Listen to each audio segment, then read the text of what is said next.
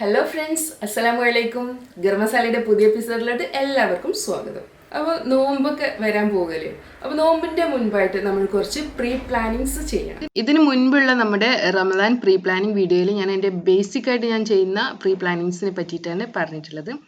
ഈ വീഡിയോയിൽ ഞാൻ കുറച്ച് കുക്കിംഗ് റിലേറ്റഡ് കാര്യങ്ങളാണ് പറയുന്നത്. വേറൊന്നുമില്ല, കുറച്ച് മസാല ഞാൻ റെഡിയാക്കി വെക്കുന്നുണ്ട്. നമുക്ക് ഈസി ആയിട്ട് തന്നെ സ്നാക്സ് റെഡിയാക്കി എടുക്കാം. അതുപോലെ തന്നെ നമുക്ക് ഫ്രോസൺ സ്നാക്ക് റെഡിയാക്കി വെക്കാവുന്നതാണ്. പിന്നെ ഫ്രോസൺ ഫ്രൂട്ട്സും നമുക്ക് കീപ്പ് ചെയ്യാവുന്നതാണ്. ഇഫ്താർ ടൈമിൽ യൂസ് ചെയ്യാനും പ്രത്യേകിച്ച് നമുക്ക് ജ്യൂസിൽ അതുപോലെ പുഡിങ്ങിലൊക്കെ യൂസ് ചെയ്യാൻ പറ്റിയതാട്ടോ.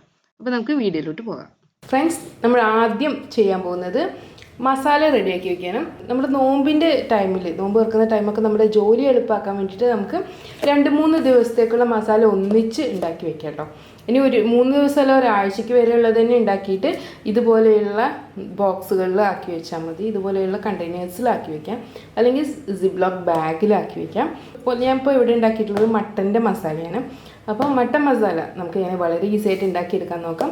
സെയിം മെത്തേഡിൽ തന്നെ ചിക്കനും ബീഫും ഒക്കെ നമുക്ക് ട്രൈ ചെയ്യുകയും ചെയ്യാം. അപ്പോൾ നമുക്ക് മസാല ഉണ്ടാക്കിയെടുക്കാം. ഞാനിവിടെ വളരെ സിമ്പിളായിട്ട് കുറച്ച് മസാല ഉണ്ടാക്കുന്നുള്ളൂ കേട്ടോ. നമുക്ക് സ്റ്റോർ ചെയ്യാൻ വേണ്ടിയിട്ട് 1 കിലോ ബീഫ് വരെയൊക്കെ എടുക്കും. ഇവിടെ ഞാൻ എടുത്തിട്ടുള്ളത് 250 ഗ്രാം മട്ടൺ ആട്ടോ. മട്ടൺ, ബീഫോ ചിക്കനോ എന്തുകൊണ്ടും മസാല ഉണ്ടാക്കിയിട്ട് നമുക്ക് പ്രിസർവ് ചെയ്ത് വെക്കാം. നമുക്ക് മസാല ഉണ്ടാക്കുന്നതിന് വേണ്ടിയിട്ട് മട്ടൺ വേവിച്ചെടുക്കാൻ വേണ്ടത്. അപ്പോൾ ഈ മട്ടനിലോട്ട് ഞാൻ ഒരു 1/2 ടീസ്പൂൺ മഞ്ഞൾപ്പൊടി ചേർക്കുന്നുണ്ട്. 1/2 ടീസ്പൂണോളം കുരുമുളക് പൊടി ചേർക്കാം. ഇനി നമുക്ക് ഇതിലോട്ട് ആവശ്യത്തിന് ഉപ്പ് ചേർക്കാം. ഇനി നമുക്ക് വെള്ളം കൂടി ഒഴിക്കാം. ഇങ്ങനെ മസാല ഉണ്ടാക്കുന്നത് കൊണ്ട് തന്നെ ഞാൻ കുറച്ച് വെള്ളം ഒഴിച്ചിട്ടാട്ടോ വേവിച്ചെടുക്കുന്നത്. ഇനി ഇത് ബീഫോ മട്ടനോ ആണെങ്കിൽ ഞാൻ സാധാരണ ഒരു വിസിൽ ഹൈ ഫ്ലെയിമിൽ വെക്കും. അതിനുശേഷം ഫ്ലെയിം നന്നായിട്ട് കുറച്ച് വെക്കും. പിന്നെ ഒരു 3-4 വിസിൽ വരെ നമുക്ക് വെച്ചെടുക്കാം. കാരണം 4 വിസിലായാലും ഒന്നും കുഴപ്പമില്ല. ഇത് കുറച്ച് ഉടഞ്ഞാലും പ്രശ്നമില്ല. ഇനി ചിക്കനാണ് ഉണ്ടാക്കുന്നതെങ്കിൽ 1-2 വിസിൽ മതി കേട്ടോ.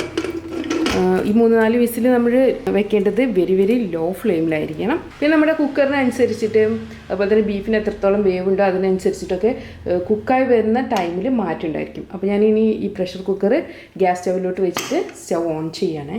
ഇനി നമ്മുടെ മസാല റെഡിയാക്കി എടുക്കില്ലേ വേണ്ടത്. അപ്പോൾ നമുക്ക് വഴറ്റിയെടുക്കാനുള്ള ഐറ്റംസ് ഞാനിവിടെ റെഡിയാക്കി വെച്ചിട്ടുണ്ട്.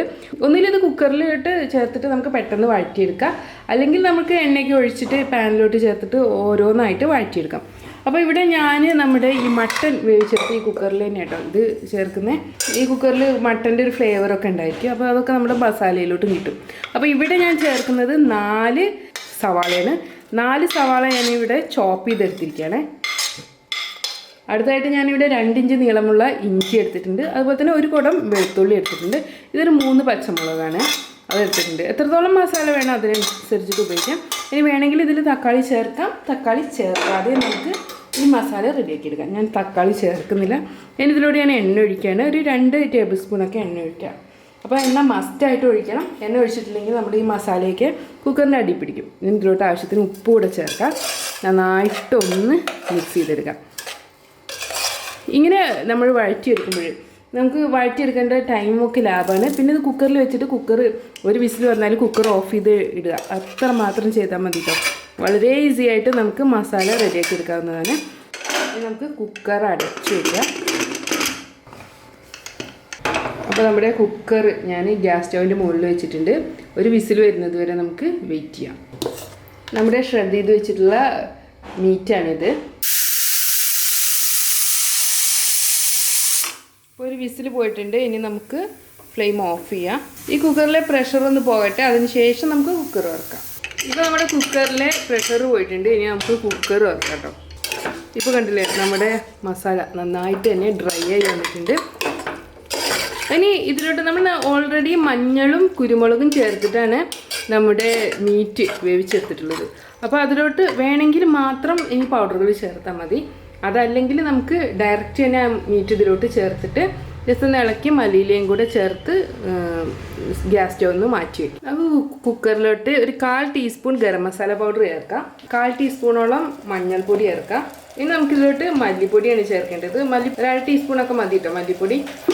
ഇത് 3 കൂടെ ചേർത്തിട്ട് നന്നായിട്ട് മിക്സ് ചെയ്തെടുക്കാം. കുരുമുളക് പൊടിയൊക്കെ നമ്മൾ നേരത്തെ ചേർത്തിട്ടുണ്ട്, അത് തന്നെ നമ്മുടെ മീറ്റിലുണ്ട് കേട്ടോ. നന്നായിട്ടൊന്ന് മിക്സ് ചെയ്തെടുക്കാം. ഈ മസാലയുടെ റോസ്മെൽ പോകട്ടെ. ഇനി നമ്മൾ സമൂസയ്ക്കൊക്കെ വേണമെങ്കിൽ ഈ മസാലയിലോട്ട് തന്നെ പൊട്ടാറ്റോ കൂടെ വേവിച്ചിട്ട് മാഷ് ചെയ്ത് ചേർത്ത് കൊടുക്കാവുന്നതാണ്. അല്ലെങ്കിൽ നമുക്ക് സമൂസ ഫില്ലിങ്ങിന് വേണ്ടിയിട്ട് ഈ സെയിം മസാല തന്നെ ഉപയോഗിക്കുകയും ചെയ്യാം. ഇപ്പോൾ നമ്മുടെ മസാലയുടെ റോസ്മേലൊക്കെ പോയിട്ടുണ്ട്. ഇനി ഇതിലോട്ട് നമ്മൾ നേരത്തെ ഷ്രെഡ് ചെയ്ത് വെച്ചിട്ടുള്ള നമ്മുടെ മട്ടൻ ചേർക്കാം. നന്നായിട്ടൊന്ന് മിക്സ് ചെയ്തെടുക്കട്ടെ. ഈ മസാലയായിട്ട് നന്നായിട്ട് മിക്സ് ആയിട്ട് ഈ മസാലയൊക്കെ ഈ മീറ്റിൽ പിടിക്കാൻ വേണം.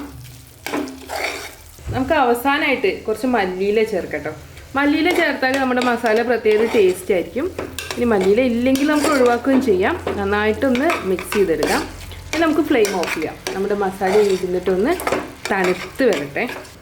അപ്പോൾ നമ്മുടെ മസാലയൊക്കെ ഞാൻ റെഡിയാക്കി വെച്ചിട്ടുണ്ട്. ഇതെല്ലാം നന്നായിട്ട് തണുത്ത് വന്നിട്ടുണ്ട്. ഇനി ഈ മസാല നമുക്ക് നല്ലൊരു എയർ ടൈറ്റ് ആയിട്ടുള്ള കണ്ടെയ്നറിൽ നമുക്ക് അടച്ചു വെക്കാൻ പറ്റുന്ന രീതിയിലുള്ള ഓരോ പാത്രങ്ങളിലാക്കിയിട്ട് ഫ്രീസറിൽ വെക്കാൻ വേണ്ടത്. അപ്പോൾ ഫ്രീസറിൽ വെക്കാൻ വേണ്ടിയിട്ട് ഒന്നുകിൽ ഇങ്ങനെ കണ്ടെയ്നേഴ്സ് ഉപയോഗിക്കാം. നമുക്ക് എത്രത്തോളം ഒരു ദിവസത്തേക്ക് മസാല വേണോ അതിനനുസരിച്ചിട്ട് പാക്ക് ചെയ്ത് ഒരാഴ്ച വരെ ചെയ്യാം. വീട്ടിൽ മെമ്പേഴ്സ് കുറവായതുകൊണ്ട് ഞങ്ങൾക്ക് കുറച്ച് മതി. അപ്പോൾ ഇത് ഒരു 2 ദിവസത്തേക്കുള്ള മസാല ഉണ്ടായിരിക്കും കേട്ടോ ഇത് ഞങ്ങൾക്ക്. ഇനി ഈ കണ്ടെയ്നറിന് പകരമായിട്ട് നമുക്ക് സിപ്ലോക്ക് ബാഗ് യൂസ് ചെയ്യാം. അപ്പോൾ ഇതിൽ നിന്ന് പകുതി ഭാഗം ഞാൻ ഈ കണ്ടെയ്നറിലോട്ട് മാറ്റി വയ്ക്കുകയാണ്. പകുതി ഭാഗം നമുക്ക് വേറൊരു കണ്ടെയ്നറിലോട്ടുകൂടെ മാറ്റി വയ്ക്കാം. ഇത് നന്നായിട്ട് തണുത്തതിന് ശേഷം ഇപ്പോൾ ഇത് നന്നായിട്ട് തണുത്തിട്ടുണ്ട്. ഇനി ഇത് ഇങ്ങനെ അടച്ചിട്ട് നമുക്ക് ഫ്രീസറിൽ വയ്ക്കാം. ഇങ്ങനെ അടച്ചിട്ട് നമുക്ക് ഫ്രീസറിൽ കയറ്റി വയ്ക്കാം. എത്ര കണ്ടെയ്നറിലാണ് നമ്മൾ പാക്ക് ചെയ്തത് അത്രയും കണ്ടെയ്നർ നമുക്ക് ഫ്രീസറിൽ വയ്ക്കാം. നമുക്ക് ആവശ്യമുള്ള അത്ര മസാല എടുത്ത് നമുക്ക് പുറത്ത് വയ്ക്കാം. പിന്നെ പ്രത്യേകം ശ്രദ്ധിക്കേണ്ട കാര്യം, നമ്മൾ ഡീഫ്രോസ്റ്റ് ചെയ്യാൻ വേണ്ടി പുറത്ത് വെച്ച മസാല പിന്നെ തിരിച്ച് ഫ്രീസറിൽ വെക്കരുത്. നമ്മുടെ ഓരോ ടൈമിലും ആവശ്യമുള്ളത് മാത്രം ഓരോ കണ്ടെയ്നറിലോ സിപ്ലോക്ക് ബാഗിലോ ആക്കി വയ്ക്കുക. പിന്നെ അതിനുശേഷം ഇത് ഡീഫ്രോസ്റ്റ് ചെയ്തിട്ട് നമുക്ക് ഉപയോഗിക്കാം. തിരിച്ച് ഫ്രീസറിൽ വെക്കരുത്. അടുത്തതായിട്ട് നമുക്ക് ചെയ്യാവുന്ന ഒരു കാര്യമാണ്, ഇങ്ങനെ മസാല ഉണ്ടാക്കിയതിന് ശേഷം സമൂസ ആയാലും സ്പ്രിംഗ് റോൾ ആയാലും ഒക്കെ ഫില്ല് ചെയ്ത് വയ്ക്കാം. ഫില്ല് ചെയ്തിട്ട് നല്ലൊരു എയർ ടൈറ്റ് കണ്ടെയ്നറിലോ അല്ലെങ്കിൽ ഒരു പ്ലാസ്റ്റിക് ഷീറ്റിലോ പ്ലാസ്റ്റിക് കവറിലോ സിപ്ലോക്ക് ബാഗിലോ ഒക്കെ ആക്കിയിട്ട് വയ്ക്കാം. അപ്പോൾ നമുക്ക് ജസ്റ്റ് ഡീഫ്രോസ്റ്റ് ചെയ്തിട്ട് അങ്ങനെ ഫ്രൈ ചെയ്തെടുക്കാം. നമുക്ക് അതുകൂടെ ഒന്ന് ട്രൈ ചെയ്ത് നോക്കാം അല്ലേ. നമ്മുടെ ഹോം മെയ്ഡ് സമോസ പേസ്ട്രിയാണിത്. നമുക്കിതിന്ന് ഒരു പേസ്ട്രി എടുക്കാം. ഇതുപോലെ ഞാൻ മടക്കി എടുത്തിരിക്കുകയാണ്. മസാല വയ്ക്കാം. നമ്മൾ റെഡിയാക്കി വെച്ചിട്ടുള്ള മട്ടൻ മസാല വയ്ക്കാം. എത്രത്തോളം ഫുൾനെസ് വേണോ അതിനനുസരിച്ചിട്ട് ഫില്ല് ചെയ്തെടുക്കാം. ഇനി ഇതുപോലെ മടക്കാം. അപ്പോൾ ഇനി ഇവിടെ കുറച്ച് ബാലൻസ് ഉണ്ടല്ലോ, അപ്പോൾ ഈ ഭാഗത്ത് ഞാൻ കുറച്ച് ഈ ഗമ്മ് അപ്ലൈ ചെയ്യണേ. എന്നിട്ടിവിടെ മടക്കി വയ്ക്കാം. നമ്മുടെ നല്ലൊരു സമോസ ഞാൻ ഷേപ്പ് ചെയ്തെടുത്തിട്ടുണ്ട്. ഇനി നമ്മുടെ സമോസ ഞാൻ റെഡിയാക്കി എടുത്തിട്ടുണ്ട് കേട്ടോ. നമ്മുടെ സമൂസയെ നമുക്ക് എയർ ടൈറ്റ് കണ്ടെയ്നറിലോട്ട് മാറ്റിയതിന് ശേഷം നമുക്കിത് ഫ്രിഡ്ജിൽ സൂക്ഷിക്കാം. ഇതുപോലെയുള്ള കണ്ടെയ്നറിൽ നല്ല അടപ്പൊക്കെ ഉള്ളൊരു കണ്ടെയ്നറാട്ടോ ഇത്. അതൊന്നുമില്ല, നമുക്കിതിൽ ഇതുപോലെ ഇങ്ങനെ അടുക്കി വയ്ക്കാം. കറക്റ്റ് അടച്ചു വയ്ക്കാൻ പറ്റണം കേട്ടോ. അതുപോലെ വേണം അടുക്കി വയ്ക്കാൻ വേണ്ടിയിട്ട്. പിന്നെ ഓരോ സമൂസയും തട്ടാതിരിക്കാൻ വേണ്ടിയിട്ട് വേണമെങ്കിൽ ഇടയിലായിട്ട് നമുക്ക് ബട്ടർ പേപ്പർ സ്പ്രെഡ് ചെയ്ത് കൊടുക്കാവുന്നതാണ്. അപ്പോൾ ഈ സമോസ മാത്രമല്ല, സെയിം മിക്സ് കൊണ്ട് നമുക്ക് സ്പ്രിംഗ് റോൾ ഉണ്ടാക്കിയെടുക്കാം. സ്പ്രിംഗ് റോളും നമുക്ക് ഇതുപോലെ തന്നെ കീപ്പ് ചെയ്യാം കേട്ടോ. ഫ്രീസറിലാണ് വയ്ക്കേണ്ടത്. നമുക്കിത് ഫ്രൈ ചെയ്യുന്നതിൻ്റെ ഒരു അരമണിക്കൂർ മുൻപൊക്കെ പുറത്തോട്ട് എടുത്തിട്ട് ഡീഫ്രോസ്റ്റ് ചെയ്തതിന് ശേഷം നമുക്ക് ഫ്രൈ ചെയ്തെടുക്കാം. അപ്പോൾ പുതുതായിട്ട് ഉണ്ടാക്കിയ സമോസ പോലെ തന്നെ ഇരിക്കും. ഇനി അടുത്തതായിട്ട് ഞാൻ പരിചയപ്പെടുത്തുന്നത് ഫ്രോസൺ ഫ്രൂട്ട് കേട്ടോ. ഇത് മാംഗോയാണ്. മാംഗോ അതുപോലെ പപ്പായ, നമ്മൾ വീട്ടിൽ ഉള്ള ഏത് ഫ്രൂട്ടും, വീട്ടിലുള്ളതെന്നല്ല, നമുക്ക് പുറത്തുനിന്ന് വില കുറഞ്ഞിട്ട് ഒരുപാട് ഫ്രൂട്ട് കിട്ടുകയാണെങ്കിൽ നമുക്ക് ഇങ്ങനെ ഫ്രോസൺ ചെയ്ത് വയ്ക്കാം. ഇത് ഞാൻ യൂസ് ചെയ്യാൻ പോകുന്നത് ഷേക്ക് ജ്യൂസ് ഒക്കെ ഉണ്ടാക്കാനാണ്. ഫ്രഷ് ജ്യൂസ് ഒക്കെ ഉണ്ടാക്കാൻ വേണ്ടിയിട്ട് യൂസ് ചെയ്യുന്നത്. ഇപ്പോൾ ഈ ഒരു കവറിൽ ഇത് 4 മാങ്ങയുണ്ട്. ഇതിൽ 6 മാങ്ങയുണ്ട്. ഇത് അത്യാവശ്യം ഇവിടെ വലുതാണ്. ഇത് ഞാൻ പീൽ ചെയ്തിട്ട് മാങ്ങയെ ചെറിയ ക്യൂബ്സ് ആക്കിയിട്ട് മുറിച്ച് വെച്ചിരിക്കുകയാണ്. ഇത് നല്ല ഫ്രഷ് മാംഗോ ജ്യൂസ് ഉണ്ടാക്കുകയാണെങ്കിൽ ഒന്ന് ഐസ് ക്യൂബ്സ് ഒന്ന് പോയതിന് ശേഷം നമുക്ക് പഞ്ചസാരയും ചേർത്തിട്ട് അടിച്ചെടുത്താൽ മതി. ഇനി അതല്ല, അതിന് പകരമായിട്ട് നമുക്ക് മാംഗോയുടെ ഏത് വെറൈറ്റി വേണമെങ്കിലും ചെയ്യാം. നമുക്ക് ഈ ഫ്രോസൺ മാംഗോ യൂസ് ചെയ്തിട്ട് അതുപോലെ തന്നെ നമുക്ക് ചെയ്യാവുന്നതാണ് മാംഗോ ഷേക്ക്. നല്ല ടേസ്റ്റ് അല്ലേ മാംഗോ ഷേക്ക്. അപ്പോൾ മാംഗോ ഷേക്കിന് ഇതിലോട്ട് പാലും പിന്നെ ഐസ് ക്യൂബിൻ്റെ ആവശ്യമില്ല കേട്ടോ. ജസ്റ്റ് ഒന്ന് ഐസ് വിട്ടാൽ മതി. നന്നായിട്ട് ഐസ് വിടുകയും ചെയ്യരുത്. പാല് നല്ല ചിൽഡ് ആയിട്ടുള്ള മിൽക്കും പാലും പഞ്ചസാരയും ചേർത്ത് നമുക്ക് നല്ല മാംഗോ ഷേക്ക് ഉണ്ടാക്കാം. ഇതേപോലെ നമ്മുടെ വീട്ടിൽ അവൈലബിൾ ആയിട്ടുള്ളതും മാർക്കറ്റിൽ നമ്മുടെ സീസണൽ ഫ്രൂട്ട്സ് ആ ടൈമിൽ റേറ്റ് കുറവായിരിക്കുമല്ലോ, അങ്ങനെയുള്ള ഫ്രൂട്ട്സൊക്കെ ഉപയോഗിച്ചിട്ട് നമുക്ക് നല്ല ഫ്രോസൺ ഐറ്റംസ് പ്രിപ്പയർ ചെയ്ത് വയ്ക്കാം കേട്ടോ. നമുക്ക് ആവശ്യമുള്ള സമയത്ത് ഇത് ഉപയോഗിക്കുകയും ചെയ്യാം. ഫ്രണ്ട്സ്, എല്ലാവർക്കും എൻ്റെ ഈ Ramadan pre planning video useful ആയെന്ന് വിശ്വസിക്കുന്നു. വീണ്ടും നല്ല അടിപൊളി റെസിപ്പികളും വ്ലോഗ്സും വീഡിയോസും എല്ലാമായിട്ട് നമുക്ക് കാണാം. Thanks for watching. Thank you. അസ്സലാമു അലൈക്കും ഫ്രണ്ട്സ്.